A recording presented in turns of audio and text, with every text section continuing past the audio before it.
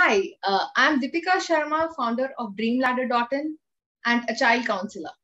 At DreamLadder, our purpose is to support the parental journey with right products, development key milestones, and counseling support. Our initiative, DreamLadder Talk Series Spa Parenting, is an effort to bring the best parenting practices from across the globe, which will bring out confidence, resilience, and help explore the true potential of every child. During this pandemic, I have been thinking on the aspect of building faith during these tough times. They say faith can move mountains. Today, we have one such story which will inspire us to build faith in ourselves as parents. Today, with us, we have Ruchi Goel, who has joined us from Germany. Ruchi is the founder of Impaired but Empowered. She is an auditory verbal therapist and works closely with parents in the area of speech therapy and deafness. Ruchi is the mother of a lovely daughter named Prisha, who was born severely to profoundly deaf. With constant support, encouragement, and perseverance, today Prisha can speak as normally as any of us and has graduated today and is heading to grade 12, mainstreamed in an IB school in Germany. Ruchi, I welcome you. Thank you for joining us today. We are glad to have you with us. Thank you, Deepika, for this conversation. I think it's so important, and I'm very, very grateful for you to be, doing what you are doing, because I think at the end of it, we are looking at mothers, the true stories that are around us. Because it's very easy to just talk about somebody has read somewhere in a book about certain things, but when you hear a story around you, from a mother, I think it touches the heart of the mother a lot more. So I'm very grateful that you're doing this, trying to spread awareness on, how a mother and in the educational field, how we can make a difference in the, lives of children. So thank you so very much. I'm very grateful for you to have me here on your platform. Thank you. Thank you. Our pleasure is ours. To start with, Ruchi, we are looking forward to listen to your parenting journey as to how it all started. Well, it's really, when I look back now, it's something that I look back with a smile, but at that moment, it was very tough. I have a son who's 7.5 years older to my daughter. And, you never think that life would be, you just have babies, okay, you had one child and then you had desire another one. And I always wanted a daughter with, dimples and curly hair. It's a mother's dream. And truly, Prisha came like that. She was born with dimples. And I feel I manifested her. And I still remember I kissed her and I felt looking at her so fulfilled as a mother. And I used to talk, and I always wanted that my children should have a beautiful bond. So my son used to write letters to her in a diary. I used to make him write letters to his unborn sibling. And when she was born, I was the happiest mom, singing and dancing. Yes, one boy, one girl, and it's such a beautiful thing. And then suddenly at 7 months of age, we realized that, there's something missing. And then we found out that she's severe to profoundly deaf. And I still remember coming down from the audiologist. It was so heavy. I just felt there was a pit right in front of me and I would just fall into it. Every step was like that. And then it was depression, crying. I just became silent. I wouldn't talk. I wouldn't sing. I lost my voice completely because I just felt that all that I'm talking is actually falling on deaf ears. Then we had to look around for hearing aids. We found somebody in Pune itself who put on the hearing aids for her, not without a struggle, not without clarity. They just asked me to choose a hearing aid. For me, it's like choosing a computer. Which one do you buy? Which series? Oh my gosh, it's very technical. Yeah. So, but eventually my husband did a lot of research back then, 17 years ago. It wasn't, so easily available, all the details. We had to be dependent on an audiologist. Eventually my husband being, an engineer, he thought it from that point of view, and we finalized a Siemens hearing aid. And then what was required was a speech therapy. And I just thought, okay, what is speech therapy? They will just tell me how to talk to her better, and that's it. And so we started going to the speech therapist from where we bought the hearing aids. And I knew something is missing. There is something that she's talking doesn't make sense. I thought I could talk much better because I brought up my son beautifully and we used to have long conversations. And he was such an amazing child, learned to sing. I used to perform on stage. So I couldn't believe that, this is what is going to make it happen. So we were one day at the audiologist and I saw one 17-year-old fighting with her mom, and she was talking so beautifully. And I told my husband, there is something about this child. Can you just find out? And I was sitting in depression, with my baby, oh God, with the audiologist, not having the best of facilities. And then we found out about Alka ma'am from the mother of this child. And she said, if you can manage this for 3 years, your life would change. And I said, what could be so difficult? So we contacted Alka ma'am and we got her to, call us home. I saw the children talking, and there started my very, very rigorous journey. I knew when I saw these children talking and, having a conversation in Marathi. Initially, I was hesitant because it was in Marathi and I was looking for English. Then I realized her methods were so different and it made logical sense. She used everything that I had, my music, my interest in music, my interest in drama, my interest in talking and animated, faces that I used to make, the kind of conversations I would have with my child, the other child.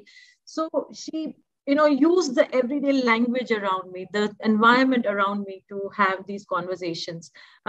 So it was very, very tough initially because, she was very focused that whatever we talk with a child has to make a difference. So that 2-hour therapy that we did with Alka ma'am, I would come back home and practice all my waking hours and her waking hours. So the moment Prisha would wake up, we would put on the hearing aids. I would keep talking to her while I was putting the hearing aids. And there were these techniques that I used all day long. She was with me all the time, and everything that I saw around me, I used to speak to her. So naturally, initially, everybody was thinking I'm being too harsh, it's too much. It's like, but then there are those, 5 years are very important. The first 5 years as being an educator, you would know. It is that the brain is so plastic and you can mold them, give them a strong foundation. And that's what we were working on. Yeah. And just filling her with all the environmental sounds. I would go anywhere. I would be first talking about using the vocabulary that is going to be used there. Then use it during that whole experience. Then coming back and recalling, reusing the whole thing. So it was so tough. The first 6 years, I was literally living in pajamas and, tight bun, and because I knew this is it. And I had to take care of my son as well. So all that happened. And then I saw speech develop in the first year itself because I was very, very pushy. And I did not take no for an answer. Once I knew that this is the way it is, I just kept using as much as I could. And fortunately, Prisha also, initially she's cry a lot because it's too much for the child. But then I started to include a lot of creativity, a lot of creativity around me because my sister-in-law is an educationist. And she taught me a lot of techniques to work around it. So we use art as well as speech therapy. And, she turned out to be a child who was always looking for opportunities to be happy. And we grew. And with that, I started to think about documenting this journey because I knew that these are very precious moments. After 10 years, I wouldn't remember it. And I used to write down my notes. The moment I would come back, I would write down these notes. I would have recordings. I would write them down. Put them, then that's when I thought of writing a blog, Impaired but Empowered. And I didn't know what to write initially. It's so funny. But then once I started sharing, I didn't look back. And since then, it's been like 16 years. We've been just talking nonstop. And we've been helping, as much as I can. I try and help out mothers, give them as much time as I can. But if I see that a mother is really driven, that's when I know that, I would drive, have the drive to go on and on, persisting with that mother. our journey with, it's been very tough because we were in Pune for 6.5 years. The facilities were not as good. Then we moved to Germany. That's when we got really the good hearing aids where she could hear much better. Our audiologist in Pune, she messed up with her hearing. She was hearing at 60 dB and I had to scream and shout and talk. I used to make up for all that. When we came here, it was brought down to 20 dB, 15, 20 dB. And that's when, real speech developed and a lot of her, talking started to happen. And then we've been to Indonesia where she was bullied. And then fortunately, we are back in Germany now where she's in grade 11. We've dealt with lots of ups and downs, unsupportive people around, a lot of school issues. But what I realized it because we stood up as a very strong, family together. I never let her fall down. I'm her 24/7 counselor, constantly changing her speech, trying to support her with positivity. When she's depressed, she knows that her mama is always around. So she would send a message, Mama, this happened. And I'm like, immediately I'm on top of it. Like leave everything else, but I know that it's important. So today, when I look back, when I see this journey, we've come a long way. We still have a long way to go. I do not believe in, just stopping. Okay, we've achieved this. Okay, finish. No, we just look at it with humbleness. We move forward with that as a, springboard. Okay, now next what? What more can we do? And these are the conversations which help Prisha also not to just be, having that head in the cloud or, living in a bubble that I have achieved it all and, I'm something. She's also very respectful, very, very, very humble, very motivated child, which I think is so important in today's world that, Yes, I think the effort is always two-way. More than the parent, the child also has to accept the amount of pressure which is put on them. Yes, but I think as a parent, see, I know there's a lot of pressure because being an IB student is not easy. It's a very difficult curriculum. But I always tell her that, life is always going to be hard. It can be harder if you don't work to make it easy. So she also knows that, what are the consequences of giving up. So we have a lot of conversation and she sees like each time we stand up against something or we achieve something. And I always take her back to, we are celebrating, yes, but we are also looking at, see, Prisha, it's all because we never gave up or because we did it. Yeah. So, that connection, when it happens immediately, it's like, okay, now what? Now next what? What next? I have to work harder. Yeah. Yes. Beautiful. Beautiful. My next question to you, Ruchi, is how can early intervention be a differentiator in a child's development? So I can't tell you how important early intervention is. How, I have given so many conversations in Indonesia. Actually, I started this going into, primary schools and, toddler schools. And these, because why it was in Montessori, nurseries, I started going there because I felt that I need to tell these teachers and educators and parents about the role of early intervention in my life. Through my story, I wanted to tell them that why it is so important that you have to tap on, those children's abilities or disabilities in those years because they are with you. Now, in the first 5 years, the children, the children is born like an absolutely fresh canvas, a white canvas. Now they are, if you put a child is born in China, he speaks in Chinese. If he's born in India, if you bring a Chinese child to India, he's not going to speak Chinese, he's going to speak Indian. So basically, whatever you fill on that canvas, the child will do. So, and it's also no big deal. You have to understand that a doctor's child will have all these medicines on his fingertips. Musician's child will, pick up all the musical because they are surrounded in that atmosphere. So imagine the similar way, if you have a child who's left out in an absolutely blank room, okay? The parents could be high achievers. They are, doing whatever they have the house help, they have all the facilities. But if there is no environment of supporting the child with, conversations, rich conversation, experiences of life, what's going to happen? The child is not going to speak or not going to be able to relate with anything, but would be blank. So in early intervention, if we actually put all that we have, observe, give a huge stimulus to the child's brain and fill them up with positivity or creativity, experiences, these children will have open minds. And that is a good time to know if your child has certain problems or, milestones are missing or there's a disability or something, a challenge. Yes. And the moment you realize that and you tap on it, you can work on strategies to help the child. Yes. And so what happens is, instead of building up a negative, having a negative impact on them or forming wrong habits, they start to work because they have not seen anything else. They're seeing that, okay, this is it. Now I have to work this way. They just follow the mother or the caregiver. Yes. So the moment you start filling them up with all the therapies or, the required. Yes, whatever is required at that point of time. You identify the problem and you provide a solution. Yeah, and then you work on it, the child will never form wrong habits. Otherwise, what's happening is they have a disability, plus you're giving another handicap where they are so helpless, they're dependent on someone else.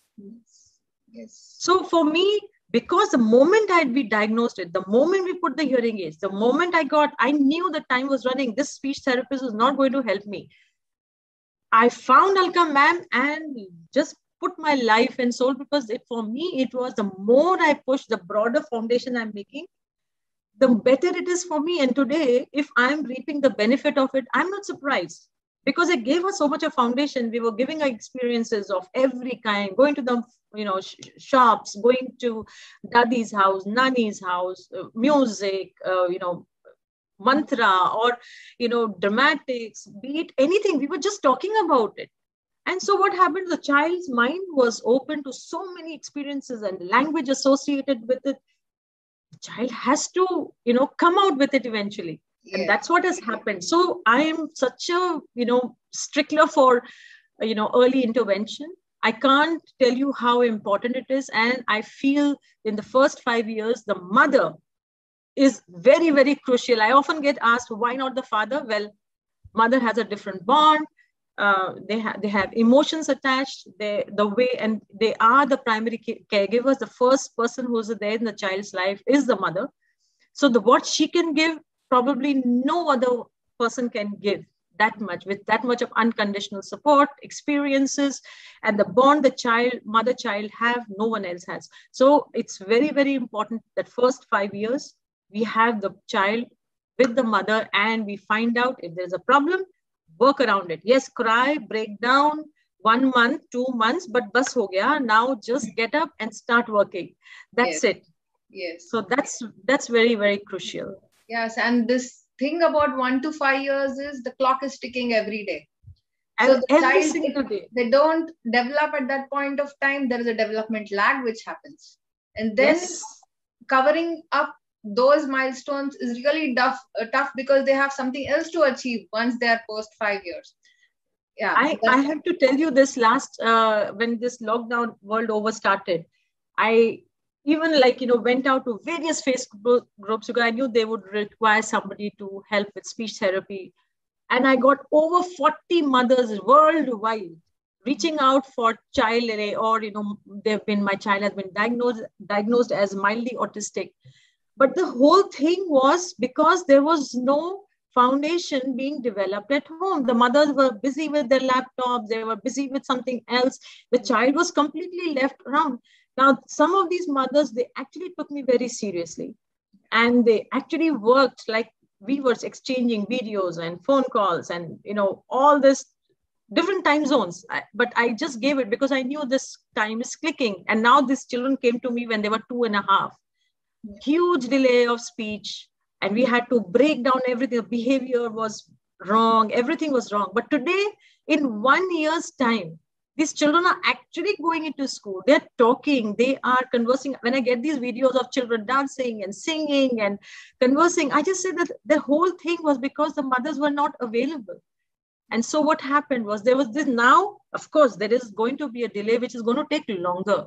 A Normally a 3-year-old child would be doing a lot more, but I keep telling the mother, but good, we started at 2.5.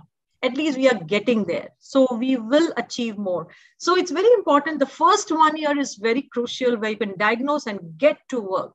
Do not forget that this time is clicking. Like you said, every day is important. Every day.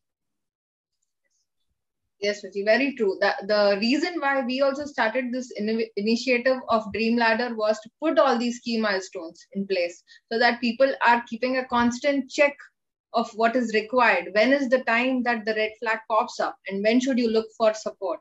Thank you. Thank you very much for that. Going on to the next question, your suggestion for parents in general with differently able children, as to how would you prepare yourself in your child's journey in case you made out that there is some disability aspect in your child.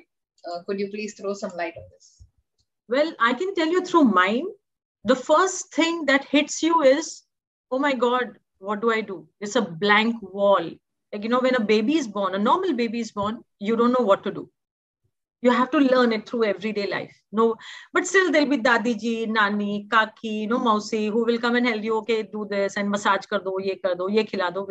Now with a child who has a disability, it's completely a different story. Now you don't know. First, you have to find out what is the problem with the child. Then you have to start, prepare yourself, because you're not prepared for this. So you have to, the first jhatka of the mother is only too much. Like, the mother has to deal with it. Then the society is also, like, the family members could also be saying that this is not in my family. It was your family. Maybe it didn't come from our genes. So there's a lot of, bashing up it can also happen. It's a lonely journey post that, actually. It is, because now suddenly you can't do away with this child, right? You can't do it. You are holding this child. Now you don't know how to communicate, or you don't know how to handle this child who's got any disability, for example. You have to start doing the research. You have to learn parenting all over again. Then you have to reach out for others who have had these journeys.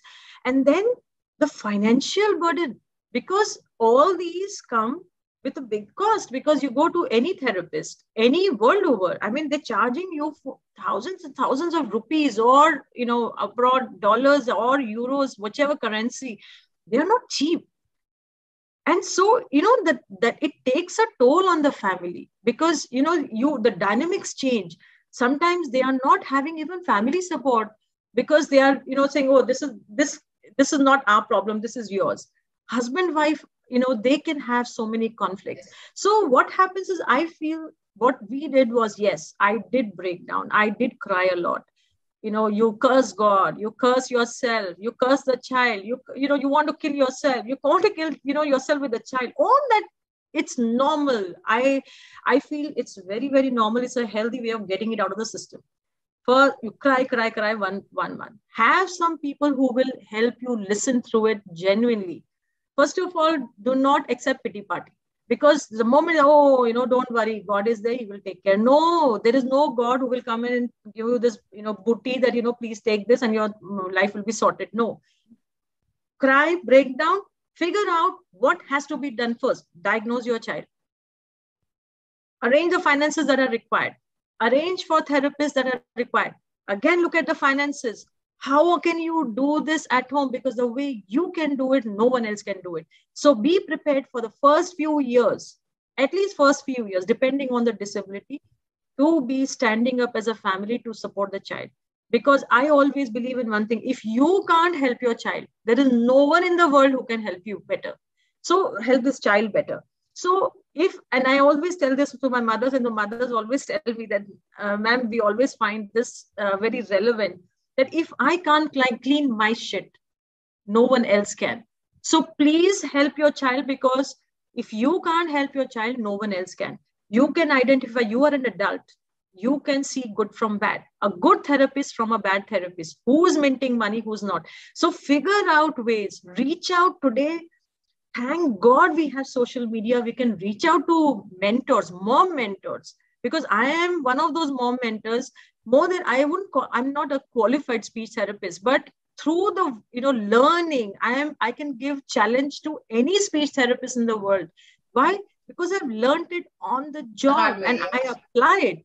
Yes. So today we are so lucky. We have these mom mentors out there giving us this very, very, from their own experience, this pearls of wisdom.